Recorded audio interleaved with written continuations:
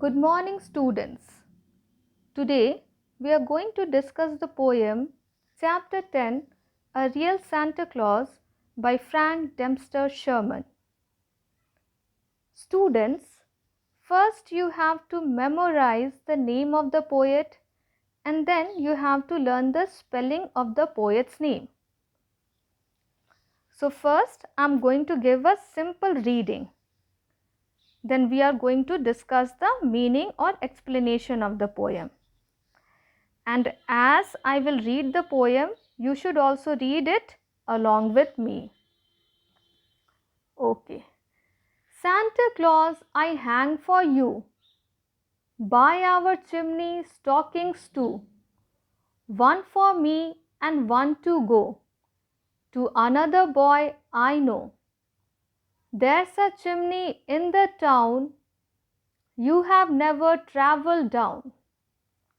Should you chance to enter there, you would find a room all bare. Not a stocking could you spy, matters not how you might try. And the shoes you would find are such as no boy would care for much.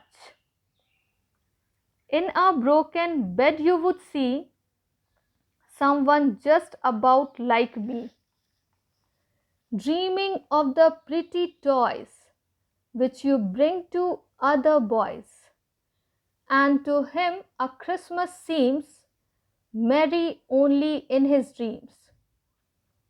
All he dreams then Santa Claus stuff his stocking with, because when it's filled up to the brim, I will be Santa Claus to him. Now I am going to discuss the explanation of the poem with you. Now let's start with the first paragraph. Santa Claus, I hang for you by our chimney stockings too, one for me and one to go to another boy I know. Here it is mentioned stockings.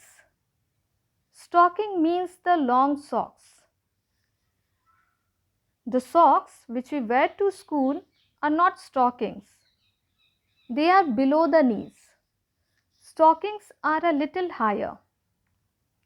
Here in this paragraph, the speaker of the poem, who is a boy, he is saying to the Santa Claus that he has hanged for him by his chimney two stockings, one for himself and another one for a boy whom he knows. Then the second paragraph. There's a chimney in the town you have never travelled down. Should you chance to enter there, you would find a room all bare. Here in this paragraph, it is written chimney. Students, do you know what is a chimney? Chimney actually means a pipe through which smoke or steam is carried up and out through the roof of a building. Here the speaker is saying to the Santa Claus that Santa Claus, I know that you reach to each and every child, but there is one chimney, one house where you have never travelled. He also adds to his words that if you get a chance to go there, you will find a room all bare, all empty, nothing in the room. Now students, you might be thinking that Santa Claus reaches to each and every child, isn't it? But then why this boy is left out? Because this boy fails to hang any stocking by the chimney in his house. And why is that? We will find the answer in the lines that follows. Not a stocking could you spy, matters not how you might try, and the shoes you would find are such as no boy would care for much. In this paragraph, the speaker, the boy, is saying to the Santa Claus that however hard you might try, but you will not find any stocking, and the pair of shoes which you would find there are in such a bad condition, it is torn, it is dirty, that no boy, no one would care for it much. And that is the reason why that boy fails to hang a stocking, as he was very poor. Then it is written, in a broken bed you would see someone just about like me, dreaming of the pretty toys which you bring to other boys. Here, that boy, who is the speaker of the poem, says to the Santa Claus that there will also be a broken bed, and you would see a boy, someone just like me, means of my age, who is dreaming about beautiful toys, pretty toys, which you give to other children. And then it is written, and to him a Christmas seems merry only in his dreams. Merry means happy or joyful, and as that boy is in a very poor condition, very miserable condition, so Christmas isn't joyful for him. Christmas isn't happy for him, isn't a happy feast for him. And Christmas is joyful for him only in his dreams.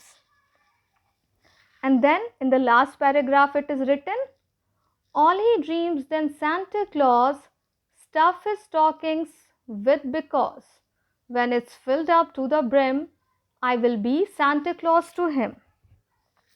Here in this paragraph, the speaker is saying to Santa Claus, is requesting Santa Claus to fill that another stocking which he has hanged with the beautiful toys which that another boy is dreaming about. That the speaker of the poem is just requesting, is pleading Santa Claus to fill his stocking, to fill that boy's stocking with all the gifts which he is dreaming about. And he also says to Santa Claus that when this stocking will be filled up to the top, then I will go and give him that stocking, and I will be a Santa Claus to him. So the basic theme of the poem is that there are two boys, one in a good condition and one in a poor condition.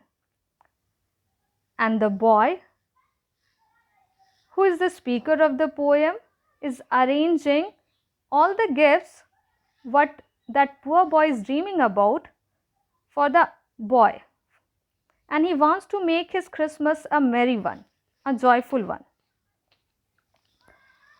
So students, here the explanation of the poem ends. Okay? Thank you, students.